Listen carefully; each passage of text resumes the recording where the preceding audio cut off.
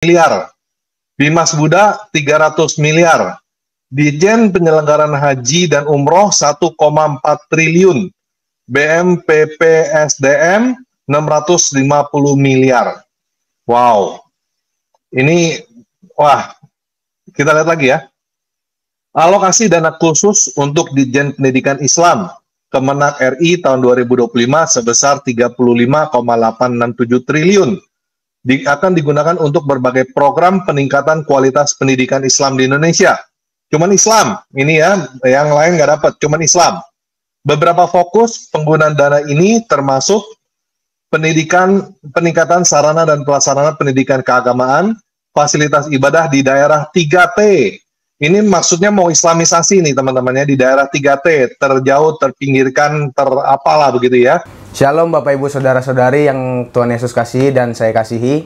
Sebelum menonton video berikut ini, jangan lupa pencet tombol subscribe, like, dan share. Dan tombol lonceng harus dipencet agar setiap kita mengupload video-video terbaru dan informasi terbaru dapat muncul di HP saudara. Karena itu sudah membantu pelayanan kita. Tuhan Yesus memberkati. Nah, makanya saudaraku kasih, ya doakan terus pelayanan kami ini. Supaya makin banyak jiwa-jiwa dimenangkan buat Tuhan. Karena kami juga punya pelayanan gereja tanpa tembok suri pintu. Kristen. Ya. Saya doain dalam nama Yesus, ikuti, diam aja. Ya, ini. Oh, ininya nggak ada, mana? Tapi bisa lah ya pakai itu ya. Pelayanan ini saudara sudah berjalan 7 tahun lebih, kurang lebih 1000-an orang lebih yang dari Bani Kedar Nebayot murtad atau percaya Yesus. Di sini tidak ada kolektif, tidak ada perpuluhan. Kita kasih makanan rohani, jasmani, dan kita kasih susu supaya mereka sehat.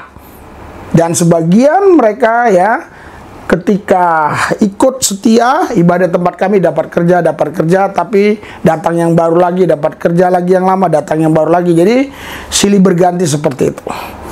Makanya saudara, hidup ini harus jadi berkat. Jadikan semua bangsa murid Tuhan. Saya mau berdoa buat semua saudara-saudara yang ada di channel ini ya, biar selalu hidup di dalam Kristus dan mempercayakan hidup saudara kepada Dia yang Maha Kuasa, yaitu Yesus Kristus. Tuhan Yesus urapi mereka semua, berkati mereka, biar hidup mereka sehat selalu, yang sakit-sakit disembuhkan, yang beban berat diangkat, yang banyak masalah Tuhan berikan jalan keluar, yang terikat dosa dilepaskan, yang diikat iblis dilepaskan dalam nama Yesus. Amin. Halo semua, Shalom. Saya mendapatkan kiriman dari sahabat kita, Pak Didit Yuli, dan ini benar-benar bikin saya kesal banget teman-teman. Ini brengsek banget ya. Uang kita, uang rakyat ini, pajak dari kita, dipakai oleh Kemenak untuk islamisasi. Ini benar-benar wah, kebangetan ya, benar-benar keterlaluan ya. Ini kita lihat ya teman-teman ya. Di sini dikatakan, Sekretaris Jenderal Kemenak Ali Ramdhani dalam laporan mengungkapkan bahwa total anggaran pendapatan belanja negara APBN ini didapat dari pajak untuk Kementerian Agama tahun anggaran 2025 mencapai 78 triliun 552 miliar sekian. Anggaran tersebut diperoleh berdasarkan kesimpulan rapat kerja antara Komisi 8 DPR RI dengan Kementerian Agama pada 5 Desember 2024. DIPA Kemenak 2025 dibagi berdasarkan unit eselon 1 sebagai berikut. Ini uang 78 triliun ini dipakai untuk apa gitu ya. Sekretariat Jenderal 35,69 triliun. Inspektorat Jenderal 173 miliar. Dirjen Bimas Islam 2,352 miliar. Dirjen Pendidikan Islam 35,867 triliun.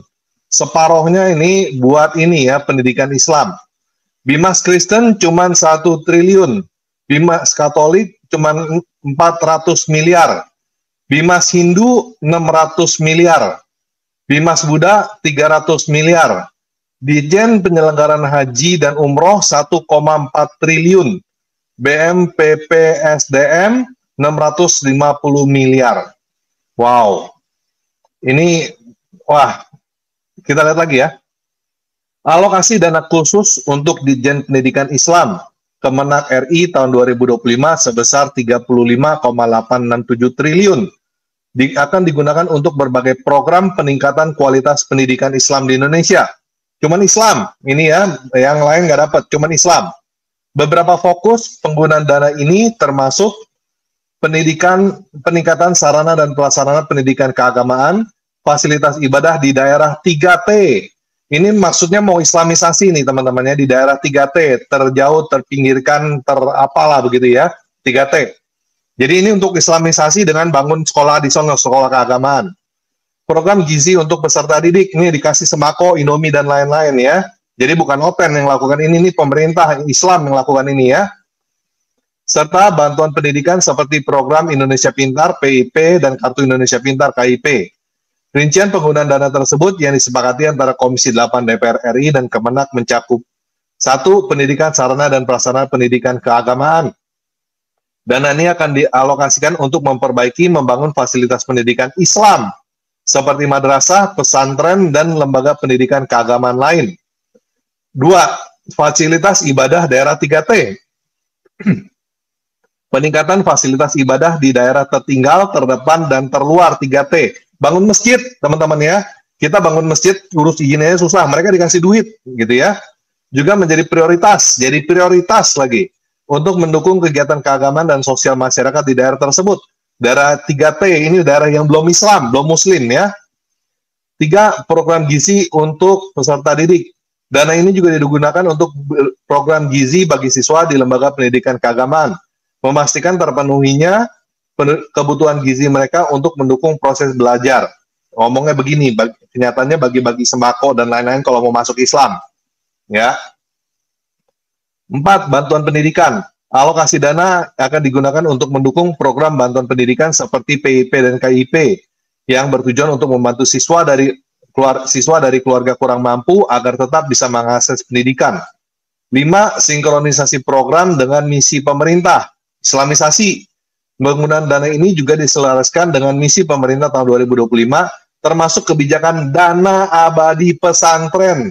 Wow, gila, dana abadi pesantren ya. Duitnya cuma buat disimpan sama pesantren doang gitu ya.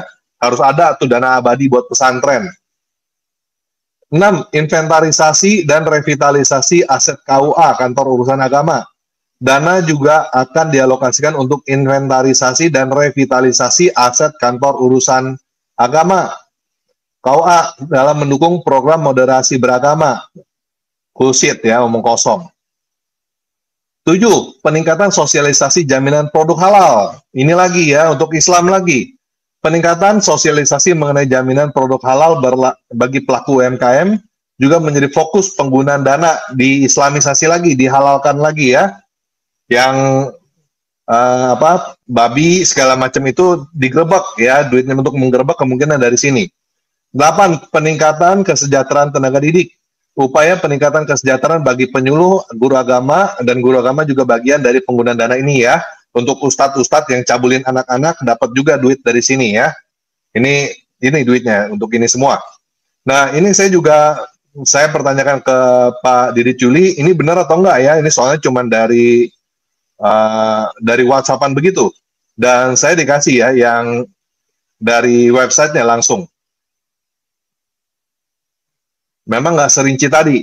Ini dari Kementerian Agama Republik Indonesia. Serahkan DIPA 25/2005 ke Eselon 1. Menak bilang harus efisien dan tepat sasaran. Tepat sasaran ya untuk islamisasi. Menteri Agama Nasaruddin Umar menyerahkan daftar isian pelaksanaan anggaran DIPA tahun anggaran 2025 kepada seluruh pejabat Eselon 1 Kementerian Agama di Auditorium HM Rasjidi Jakarta, turut mendampingi Wakil Menteri Agama Romo Muhammad Syafi'i. Menteri Agama menyampaikan pengarahan Presiden Prabowo Subianto terkait pemanfaatan DIPA secara efisien dan efektif. Presiden menekankan pentingnya penghematan termasuk pengurangan perjalanan dinas hingga 50%, serta lebih memanfaatkan teknologi untuk rapat virtual. Tadi sore beliau kembali mengingatkan bahwa kita semua diminta untuk mengencangkan ikat pinggang, terutama dalam perjalanan dinas yang harus dikurangi 50%. Ya, ini tentang itu ya. Kita langsung sini aja. Pada kesempatan yang sama dilakukan penandatanganan perjanjian kerja oleh pejabat Eselon 1 Kemenak, yaitu Sekjen Ali Ramdhani, Irjen Faisal Ali Samsi, Dirjen Bimas Islam Kamarudin Amin, Dirjen Bimas Kristen Jane Marie Tulung, Dirjen Bimas Katolik Suparman, Dirjen Bimas Hindu Nengah Dwija, Dirjen Bimas Buddha Supriyadi, Dirjen Pendidikan Islam Abu Rohman, Dirjen HU Hilman Latif, dan Kepala BMBP SDM Amin Suyitno. Sekretaris Jenderal Kemenak Ali Ramdhani dalam laporan menjelaskan APBN Kementerian Agama tahun anggaran 2025 sebesar 78,552 T. Benar yang tadi ya. Nilai APBN ini diperoleh kesimpulan rapat kerja Komisi 8 DPR RI dengan Kementerian Agama pada 5 Desember 2024. Jelas sekian. Adapun DIPA Kementerian Agama 2025 berdasarkan unit eselon 1 sebagai berikut. Yang tadi ini. Sekretariat Jenderal 35,69 triliun. Inspektorat Jenderal 173,614 miliar. Dirjen Bimas Islam, jadi lain ya, Dirjen Bimas Islam sama pendidikan Islam beda nih ya. Dirjen Pendidikan Islam 2,352 triliun ya. Dirjen Pendidikan Islam 35,867 triliun ya. Ini ada Bimas Islam, ada lagi pendidikan Islam lain ya. Ini ada lagi penyelenggaraan haji dan umroh lagi 1,4 triliun ya. Ini ada lagi, ini nggak tahu nih apa ini belakang. Kristen, pendidikan Islam 35,8 triliun, Bimas Kristen 1,08 triliun, Katolik 456 miliar, Bimas Hindu 607 miliar, Buddha 326 miliar, haji umroh 1,4 triliun ya. Jadi pembagiannya begini, duitnya mau dibagi-bagi nih, uang rakyat dibagi-bagi untuk beginian ya. Nah ini saya udah hitung ya. Jadi untuk Kristen berapa? Berapa persen? 1 miliar sekian-sekian dibagi 78,552 tadi. Hasilnya 1,2% ya. 1,2% untuk Bimas Kristen. Ini untuk Bimas Katolik 425 miliar dibagi 78,552 triliun. Hasilnya cuma 0,5% dari dana yang ada. 0,5% itu cuma buat segitu buat Katolik ya, 0,5%. Kristen cuma 1,2. Terus yang lain ini Hindu 607 miliar dibagi 78 triliun cuma 0,7% ya, 0,77%. Ini Buddha 326 miliar dibagi 78,552, hasilnya 0,41%. Jadi ini semua 0, ya. Cuman Kristen nih masih 1,2 ya, yang lainnya 0,0. Sedangkan kalau kita lihat dari sini dari jumlah penduduk ya, agama di Indonesia, Islam 86,93%, Kristen ini Protestan 7,47%. Cuman dikasih 1,2%. Kristen Katolik 3,08%, cuman dikasih 0,5%. Hindu 1,7%, cuman dikasih berapa tadi? 0,7%. Yang Buddha ini ada 0,74%, jumlah penduduknya dikasihnya cuman 0,4% ya. Jadi semua dikurangin, dikasih ke Islam semua gitu. Ini, waduh, mengerikan sekali ya. Ini buat Dirjen Pendidikan Islam ini untuk Islamisasi ini teman-teman ya. Sekarang kalau saya sampaikan hitungan jumlah wilayah kepulauan, adakah orang berpikir sampai situ? 9 provinsi utama di Indonesia adalah mayoritas umat Kristiani. Memang mayoritas umat Muslim di Indonesia sebesar 85%, sisanya minoritas. Tetapi saya kembalikan lagi, kalau kita ambil secara kepulauan, Pulau Papua 780.000 sekian kilometer persegi. Pulau Sulawesi Utara 13.800 sekian kilometer persegi. Pulau NTT 47.000 kilometer persegi. Pulau Flores 15.300 persegi. Pulau Sumba 11.000 kilometer persegi. Itu baru berapa pulau saja yang saya hitung. Nah, bayangkan jika itu ditambahkan semua, berapa keseluruhan keluasan yang diduduki oleh kaum minoritas? 874, 355.000. Anda tahu berapa jumlah seluruh wilayah kepulauan seluruh Indonesia? Hanya 1.900.000. Jadi tidak ada itu mayoritas minoritas.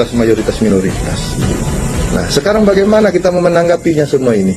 Coba kita mulai berpikir, bagaimana solusinya? Pemerintah lah yang harus tegas. Tidak bisa rakyat dibiarkan selalu terikut dengan suasana seperti ini. Kayak sekarang, kawan-kawan basudara dari Indonesia Timur mulai bergerak, mendatangi Tangerang. Mau jadi apa? Mau jadi perang saudara? Mau jadi perang agama? Saya mau pesan sama basudara yang ada di Jakarta, jangan terpancing. Kalian kalau sampai terikut perang saudara, rugi, tidak ada hasil apa-apa. Karena tidak ada pahlawan dalam perang saudara. Sudah terbukti, kasus Poso, kasus Ambon, siapa yang dilihat pahlawan? Tidak ada, ya kan? Korbannya ada, di CS, di Poso. Apakah harus terulang lagi seperti itu? Jadi saran saya untuk pemerintah, kita kan punya badan-badan lembaga yang sangat besar. Kenapa ini selalu dibiarkan? Yang ditangkap yang di bawah, itu yang ditangkap. Tetapi di atas ini penceramah-penceramah radikal dan penceramah-penceramah pengujaran kebencian terus dibiarkan. Bahkan saya lihat penuh dengan kemewahan. Contohnya Habib Bahar bin Smith memamerkan kemewahannya. Contohnya Ustadz Abdul Somad memamerkan Harley Davidson-nya dengan klubnya lagi. Itu logika yang kita harus pakai. Jadi kita harus mengambil pemikiran antara kata mayoritas minoritas itu hanya sebagai jumlah penduduk, tetapi jumlah wilayah itu belum kita tambah dengan Batak dengan Kalimantan. Jumlahnya saja belum ditambah dengan Kalimantan dan Batak sudah 800.355 km persegi.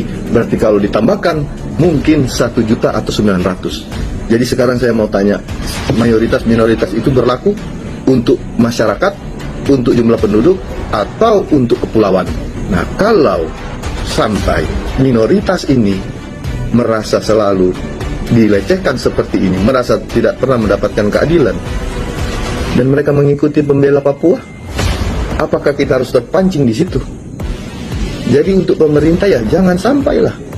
Kalau seandainya Indonesia Timur bersatu dan meminta, jikalau tidak ada keadilan seperti ini terus-menerus, mereka meminta untuk referendum, apakah kita harus terpecah belah seperti itu? Dan sementara hanya mungkin 3 juta orang radikal yang ada di Jakarta pada khususnya dibiarkan bebas begitu saja. Ngerti nggak maksud saya? Jadi sekarang yang mayoritas minoritas apa? Melalui kepulauan kita, orang Kristen dan agama non-Muslim itu adalah mayoritas kepulauan. Ya, ini berbahaya kalau mereka sampai berteriak meminta keadilan dan keadilan tidak pernah kunjung datang, dan mereka meminta undang-undang internasional PBB untuk mengajukan referendum. Apakah Indonesia harus hancur seperti itu? Cuma karena 4 juta orang yang terpapar, atau 3 juta atau 33 juta menurut BNPT yang terpapar radikalisme. Butuhnya ketegasan oleh pemerintah untuk mengatasi hal ini. Akarnya yang harus dicabut, akarnya yang harus dihilangkan, bukan korban pemaparan daripada paham-paham radikal yang terjadi. Contohnya Anies Baswedan jelas-jelas memakai politik identitas di saat pemilu kemarin, jelas kan? Nah, itulah yang dimaksud Pak Jokowi. Nah, di sini kita bisa menangkap Pak Jokowi sudah menjalankan, berusaha apa yang dia bisa lakukan.